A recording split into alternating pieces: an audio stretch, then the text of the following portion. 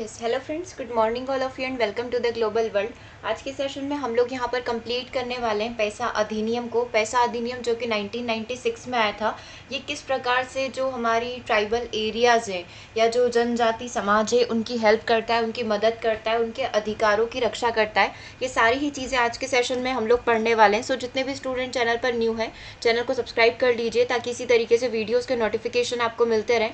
और WhatsApp group में जुड़ने के लिए आप मैसेज कर सकते हैं 8770803840 पर। वेबसाइट का लिंक, ऐप का लिंक एंड व्हाट्सएप नंबर आपको वीडियो के डिस्क्रिप्शन में दिया हुआ है, वहाँ से जाकर आप इसमें ऐड हो सकते हो। जितने भी अपकमिंग एग्जाम के नोटिफिकेशन आने वाले हैं या कब आपका फॉर्म फिल होगा, ये सारी डिटेल आपको व्हाट्सएप एंड ऐप पर मिल जाएगी।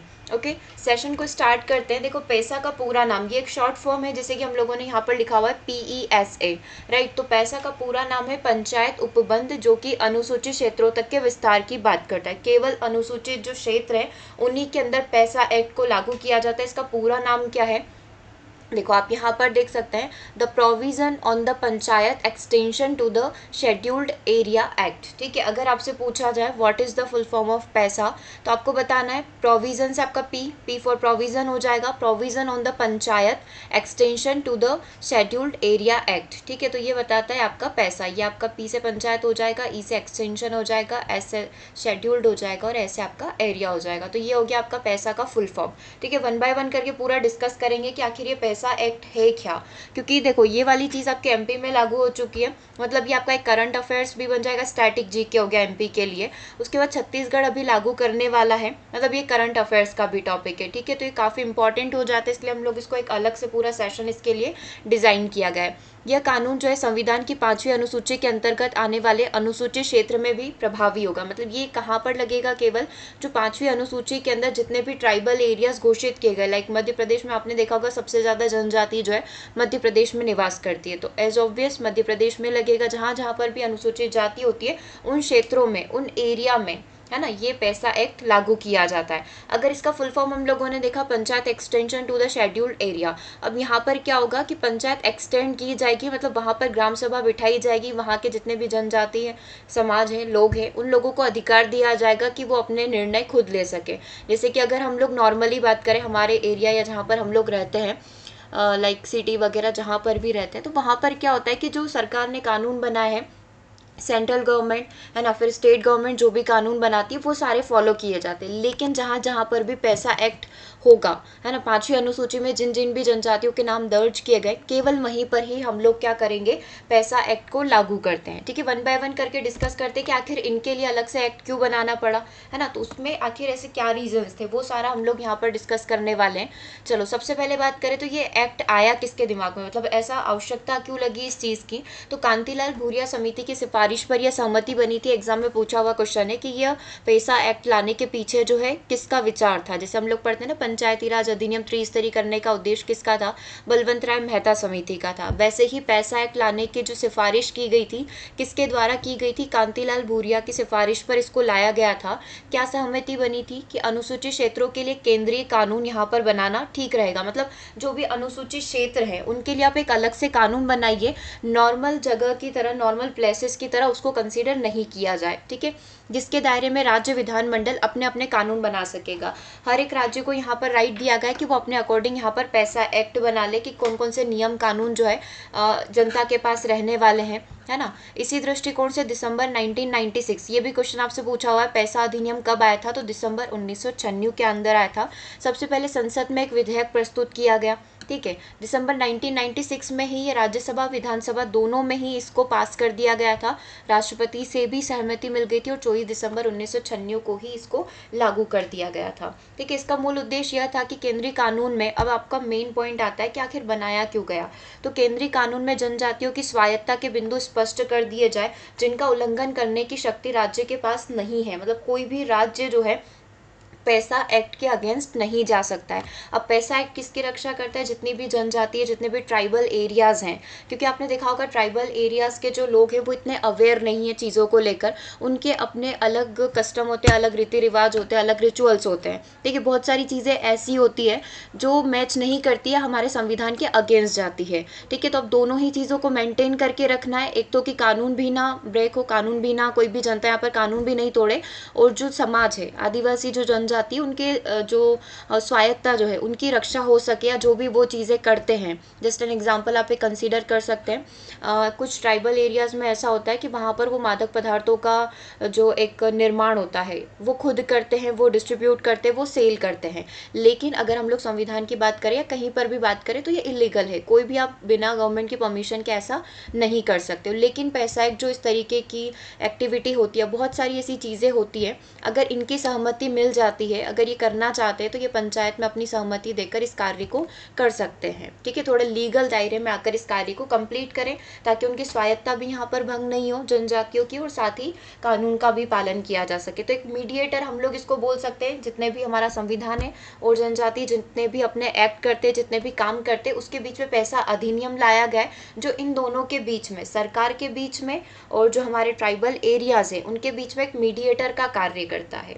ठीक है, चलिए आगे इसके बारे में थोड़ा सा और डिस्कस कर लेते हैं, इसको थोड़ा और इजी हम लोग समझेंगे। इसका एक उद्देश्य और होगा, अन्य उद्देश्य, इसके कई सारे उद्देश्य हम लोग बोल सकते हैं। इसका अन्य उद्देश्य जनजाति जनसंख्या जो है उसको स्वशासन प्रदान करना, पारंपरिक जो प्रथाएं चली आ रही है ना, इनकी सुसंगता में उपयुक्त प्रशासनिक ढांचा विकसित करना तथा ग्राम सभा को सभी गतिविधियों का केंद्र बनाना है। अब आप देखो कि कुछ ट्राइबल एरियाज ऐसा है जहाँ पर कोई इंटरनेट कनेक्टिविटी नहीं है, इलेक्ट्रिसिटी नहीं है ना, कहीं पर भी वो रीच नहीं कर पाते, वो अपने ही एरिया में रहना पसंद करते हैं। मतलब ऐसा होगा कि वो अपने ही एरिया में रहना पसंद कर रहे हैं, तो उनका जितना भी कार्य होगा, लाइक जितने भी कुटीर उद्योग चल रहे होंगे, जितना भी अपना वो जीवन यापन कर रहे होंगे, वो उसी के अकॉर्डिंग कर रहे होंगे।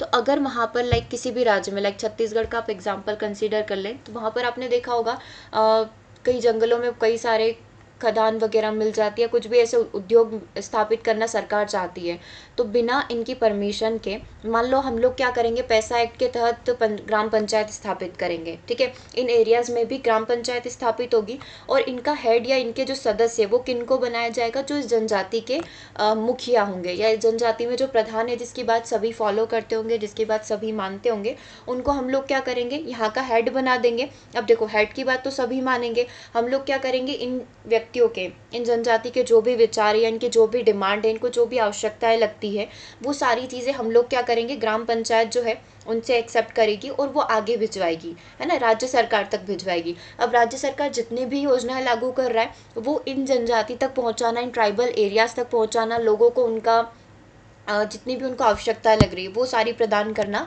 यहाँ पर पैसा एक्ट के माध्यम से होगा। ठीक है, तो इसमें यही बताया गया है कि जनजाति जनसंख्या को स्वशासन प्रदान करना, मतलब वो अपने हिसाब से वहाँ पर शासन कर सके, लेकिन कानून के दायरे में रहकर। पारंपरिक जितनी भी इनकी चीज़ें हैं, है ना, ये सारी विकसित करना, ग्राम सभा की सभी गतिविधियों, ग्राम सभा इनका मेन सेंट्रल पॉइंट हो जाएगा। ये सारे कार्य किसके थ्रू करेंगे, ग्राम सभा के माध्यम से करेंगे, और ग्राम सभा आगे इसको रिपोर्ट करेगा। वर्तमान में यह कानून जो है झारखंड से ही 10 राज्यों, अच्छा झारखंड लास्ट पहले क्यों लिख दिया यहाँ पर, झारखंड अभी अभी लागू होने वाला है और 2021 में एमपी में लागू हो चुका है। 10 राज्य जिसमें आंध्र प्रदेश, तेलंगाना, झारखंड, गुजरात, हिमाचल प्रदेश, महाराष्ट्र, मध्य प्रदेश, छत्तीसगढ़, ओडिशा और राजस्थान। आप देखेंगे जहाँ जहाँ पर भी ट्राइबल एरियाज हैं, जहाँ जहाँ पर भी जाति जनजाति निवास करती है, वहाँ वहाँ पर ये एक्ट लागू होगा।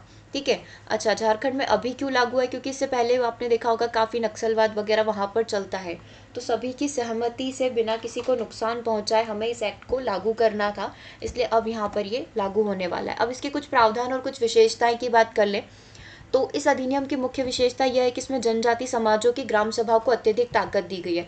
मतलब जो एक ग्राम सभा है उसके पास सारी ताकत होगी, मतलब जो भी पंचायत समिति बैठेगी उनके पास ये राइट्स रहेंगे कि सरकार को भी वो अलाउ नहीं करेगी। मान लो यहाँ पर कोई स्पेशल एक ट्राइबल एरियाज है, हम लोग ऐसा कंसिडर कर लें, यहाँ पर एक जनजाति निवास करती है इस एरिया में, है ना, जो हमारे शहर के पास में लगता है, इस एरिया में एक ट्राइबल जनजाति, एक ट्राइबल निवास करता है। ठीक है, अब यहाँ पर क्या करा, हम लोगों ने एक समिति बिठा दी, हमने यहाँ पर अलग से ग्राम पंचायत है। ठीक है, अब इनका जो भी हेड होगा, अब हम लोग क्या करेंगे, यहाँ पर इनका जो भी हेड होगा उसको कनेक्ट कर देंगे हम लोग मेन पंचायत से, या फिर इस पंचायत का इसको सदस्य बना लिया जाए, ऐसा हम लोग कर सकते हैं, इस पंचायत का इसको सदस्य बना लिया जाए। तो अब जितनी भी इन ट्राइबल एरियाज़ की डिमांड होगी, है ना, वो हम लोग यहाँ पर आगे सरकार तक पहुँचा सकते हैं। और मान लो सरकार कुछ योजना बना रही है इनकी ज़मीन पर, लाइक कोई खदान वगैरह खोदनी है, कोई माइन इंडस्ट्री वगैरह कुछ भी है, तो बिना इस जनजाति की परमिशन के जहाँ पर ये निवास करती है सरकार यहाँ पर कुछ भी नहीं कर सकती। तो एक बीच में सहमति बनाने का कार्य कौन करेगा, पैसा एक्ट यहाँ पर करेगा। ठीक है, इतना क्लियर है। देखो उसके बाद देखते हैं प्रत्येक ग्राम में क्या होगा, एक ग्राम सभा होगी जिसमें वे सभी सदस्य शामिल होंगे जिनका नाम ग्राम स्तर पर पंचायत के लिए तैयार की गई मतदाता सूची में शामिल होगा। दैट मीन्स सारे वयस्क लोग जो है इस सभा के सदस्य होंगे, है ना, चाहे वो ट्राइबल एरिया से हो, सभी इस ग्राम सभा के सदस्य होंगे। और ग्राम सभा जो है यहाँ पर इस तरीके से बनाई जाएगी कि सभी अपने अपने विचारों को यहाँ पर प्रस्तुत कर सके, ठीक है। इनके पास शक्ति होगी कि अगर राज्य सरकार का कोई भी कानून इनको नहीं जम रहा है तो पैसा एक्ट के थ्रू वो क्या कर सकते हैं, उसको रिजेक्ट भी कर सकते हैं कि नहीं, हमारे एरिया में या जहाँ जहाँ पर भी ये जाति निवास करती है इसके अंदर ये वाली चीजें लागू नहीं होगी, ठीक है। ग्राम सभा नागरिकों के परंपराओं तथा सांस्कृतिक पहचान को संरक्षित करने का कार्य करेगी। साथ ही सामुदायिक संसाधनों के संरक्षण और विवादों के पारंपरिक निपटारे के रूप में मुख्य भूमिका निभाएगी। एक एग्जाम्पल आप लोग कंसीडर कर लो कि राज्य सरकार चाहती है कि इस एरिया में जो है हम लोग देख ले कि हीरा की खदान है, ठीक है। तो यहाँ पर क्या होगा कि सरकार चाहेगी कि इसको हम लोग पूरा एक्सप्लोर करें या इस एरिया को पूरा अलग कर दिया जाएगा जहाँ पर भी कोई लोग नहीं जा सकते। लेकिन अगर कोई ट्राइबल जाति यहाँ पर निवास कर रही है और काफ़ी समय से निवास कर रही है और अगर वो बोल रही है कि नहीं हम लोग अपना शहर जो है हम जहाँ रहते हैं वो नहीं छोड़कर जाएंगे, तो पैसा एक्ट के थ्रू सरकार इन पर कोई भी नियम कानून नहीं लगा सकती, उनको ज़बरदस्ती वो जो प्लेस है जहाँ पर वो निवास करते वो खाली नहीं करवा सकती है, ठीक है। ये बेसिकली पैसा एक्ट का प्रावधान है। अगर हम लोग मोटा मोटा बोले तो इसका कार्य क्या है कि किसी भी जो एरियाज़ हैं जहाँ पर भी ये जाति जनजाति निवास करती है उनके अधिकारों का हनन नहीं होना चाहिए। ग्राम सभा अपने क्षेत्र के सामाजिक और आर्थिक विकास के लिए योजनाओं कार्यक्रम और परियोजनाओं को अनुमोदित करेगी, ठीक है। वही सारी चीज़ें जो सरकार लेकर आ रही है वो सभी जनसंख्या जो है सभी लोग हैं उन तक पहुँचाना। ग्राम सभा अपने क्षेत्र में क्रियान्वित गरीबी उन्मूलन, गरीबी को दूर करना, दूसरे लोकहित कार्यक्रमों हेतु लाभार्थियों की पहचान करना और चयन करना, कौन कौन लोग जो उनका लाभ ले सकते हैं, जितनी भी गवर्नमेंट स्कीम्स वगैरह चल रही है उनकी पहचान करना, उनका चयन करना। ग्राम सभा अपने क्षेत्र में चालू विकास कार्यक्रमों के क्रियान्वयन के पश्चात संबंधित ग्राम से उपयोगिता प्रमाण पत्र प्राप्त करेगी। मतलब ये इसमें एक ट्रांसपेरेंसी बनाने के लिए कि आपने जो जो भी अपने गांव में कार्य किया उसके लिए आपको प्रमाण पत्र दिया जाएगा, जिससे हमें क्या पता चलेगा कि हाँ सारे ट्राइबल एरियाज तक गवर्नमेंट जो जो भी स्कीम चला रही है, हमारी राज्य सरकार हमारी केंद्र सरकार जो जो भी स्कीम चला रही है वो सारी वहाँ तक पहुँच रही है या नहीं। इसके लिए क्या करेंगे, यहाँ पर प्रमाण पत्र प्रदान किए जाएंगे, ठीक है। आई थिंक यहाँ तक सारी चीज़ें क्लियर हो गई है। अनुसूचित क्षेत्रों में लघु खनिज के उत्खनन के लिए लाइसेंस देना, मतलब क्या क्या कार्य होगा, किसके थ्रू, पैसा एक्ट के थ्रू। तो अनुसूचित क्षेत्रों में लघु खनिज का उत्खनन हो रहा है, मान लो कोई भी खनिज वगैरह हमको दिख रहा है, उसका उत्खनन के लिए इनको लाइसेंस देना। लघु खनिज वाले क्षेत्रों को लीज पर देने से पहले ग्राम सभा या पंचायत के समुचित स्तर पर पूर्व अनुमति आवश्यक है। मतलब वहाँ के यदि सारे लोग सहमत थे कि हाँ आप हमारी ज़मीन पर ये कर सकते हैं या इसको किसी को भी प्राइवेट कंपनीज को या गवर्नमेंट को लीज पर दिया जा सकता है, अगर वो ऐसा बोलते हैं तभी उनकी ज़मीन को यहाँ पर उस पर कुछ कार्य किया जाएगा, उस पर कोई भी इंडस्ट्री वगैरह कुछ भी स्थापित किया जाएगा। बिना उनकी परमिशन के ये कार्य नहीं हो सकता है। साथ ही लघु खनिज के उपयोग में किसी भी प्रकार की रियायत देने के पहले पंचायतों से अनुमति लेना आवश्यक हो गया। पंचायत में कौन है, पंचायत में वो सारे सदस्य होंगे जो ट्राइबल एरियाज के हैं, ठीक है। अगर वो सहमति प्रदान कर देते तभी राज्य सरकार जो है उस जमीन के साथ कुछ कर सकती है, ठीक है। अनुसूचित क्षेत्रों में पंचायतों को स्वशासन की संस्थाओं के तौर पर कार्य करने के लिए लायक बनाने के लिए अपेक्षित शक्तियां और अधिकार देने हेतु राज्यों के विधानमंडल यह सुनिश्चित करेंगे कि ग्राम सभा और पंचायतों को निश्चित रूप से शक्तियां प्रदान की गई हो। मतलब उनको यहाँ पर आप लोग इसके थ्रू ये समझ सकते हैं कि यहाँ पर पंचायतों के पास स्वशासन करने की, मतलब अपना खुद का बात रखने का, प्रस्ताव रखने का मौका दिया जाएगा। तो उनको यहाँ पर क्या किया जाएगा, एक बोल सकते हैं कि ये सारी शक्तियाँ उनको देना होगी ताकि वो अपने डिसीजन खुद ले सके, अपने सारे जितने भी प्रस्ताव है वो पंचायत के सामने रख सके, है ना। तो क्या क्या शक्तियाँ इन लोगों के पास है ये आप यहाँ पर देख सकते हैं। किसी भी प्रकार के मादक पदार्थों के विक्रय और सेवन के विनियमन एवं नियंत्रण करने का अधिकार। जैसे कि फर्स्ट में मैंने आपको बताया था कि ये लोग क्या करते हैं, कुछ जनजाति ऐसी होती है जो अपने मादक पदार्थ जो होते हैं वो खुद निर्माण करती है, उनका सेवन करती है, उनका विक्रय करती है। कौन से एरिया में, केवल ट्राइबल एरियाज में, ठीक है। ऐसा नहीं कि ये अदर कंट्रीज में, अदर स्टेट में डिस्ट्रीब्यूट कर रहे हो, वहाँ पर सेल कर रहे हो, नहीं, ये सिर्फ अपने लिए ही काम करते हैं, सिर्फ अपने जीवन यापन के लिए ही करते हैं। तो इनको वहाँ तक की परमिशन होती है कि आप कर सकते हैं।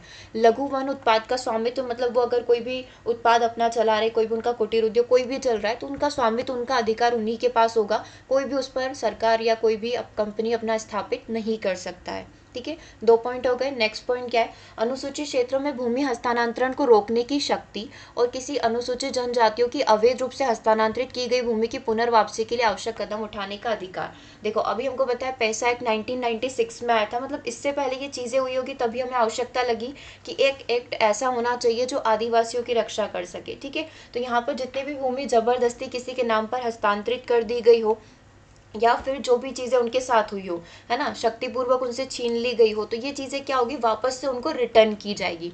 पुनर्वापसी मतलब वापस से जिनकी जमीन थी उन्हीं को रिटर्न कर दी जाएगी, लीगल एक्ट के थ्रू, किसके माध्यम से, पैसा के माध्यम से। ठीक है, 4 नंबर का पॉइंट, अगर ये चाहते हैं कि इनके ग्राम स्तर पर हाट और बाजार की व्यवस्था की जाए, उनका मैनेजमेंट किया जाए, तो ये सारा का सारा अधिकार हमारी पंचायत के पास होगा जो इनकी रक्षा करेगा।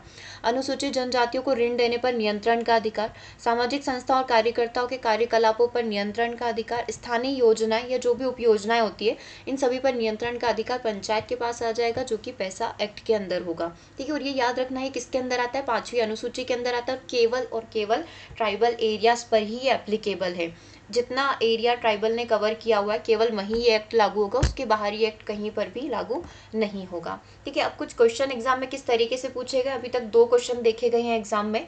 ठीक है, जो आपके सिंपल एग्जाम होती है, हम लोग एडवांस लेवल लाइक यूपीएससी वगैरह उनकी बात नहीं कर रहे हैं, नॉर्मल एग्जाम। ठीक है, तो पैसा अधिनियम कब पारित किया गया था, दिसंबर 1996 के अंदर, मार्च 2005, अक्टूबर 2005 या अक्टूबर 2006 के अंदर इसको पारित किया गया था।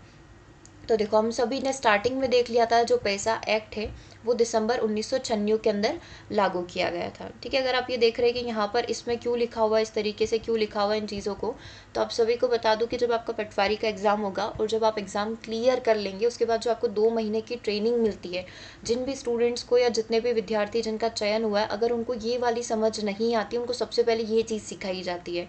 ठीक है, क्योंकि वहाँ पर आप जितनी भी एंट्री वगैरह करते हैं ना, वो सारी की सारी आपकी इन संख्या में होती है, इस प्रकार के नंबर्स में उनको लिखा जाता है। ठीक है, तो आप चाहे तो अभी से इसकी प्रैक्टिस स्टार्ट कर सकते हैं। स्पेसिफिक आपको अलग से बैठाकर ये गिनती सिखाई जाएगी कि सबसे पहले आप ये सीखिए, और जो भी आपसे डेटा वगैरह एंट्री करवाई जाती है वो सारी की सारी इसी में करवाई जाती है। ठीक है, तो आप इसको ज़रूर से सीख लीजिएगा। दिसंबर 1996 में पैसा एक्ट आया था, कौन सी अनुसूची में बात करी गई थी, 5वीं अनुसूची में बात करी गई थी। अच्छा, एक क्वेश्चन और, किसकी सिफारिश पर समिति स्टार्ट की गई थी, तो हमको पता है कांतिलाल भूरिया की समिति पर, कांतिलाल भूरिया की सिफारिश पर ये समिति जो स्टार्ट की गई थी, कब की गई थी, 1996 में की गई थी। इसको सदन में पास कर दिया गया था, राज्यसभा, विधानसभा और राष्ट्रपति की सहमति से दिसंबर 1996 में इसको सब जगह लागू कर दिया गया था। ठीक है, ओके, तो ये कुछ क्वेश्चन हम लोगों ने यहाँ पर कंप्लीट कर लिया, इसको रीअपलोड किया गया क्योंकि इससे प्रीवियस जो आपका सेशन था उसमें वॉइस से रिलेटेड कुछ इश्यूज थे, है ना। आई थिंक आपको ये सारी चीज़ें अच्छे से समझ में आ गई होगी। सारे नोट्स आपको ऐप, वेबसाइट एंड व्हाट्सएप पर मिल जाएंगे। अधिक जानकारी के लिए आप व्हाट्सएप करके सारी डिटेल प्राप्त कर सकते हैं। ओके, मिलेंगे हम लोग नेक्स्ट 6 PM सेशन में, तब तक आप सारी क्लासेस को रिवाइज करते रहिए, कंप्यूटर भी हम लोग स्टार्ट कर रहे हैं। Okay, thanks for watching.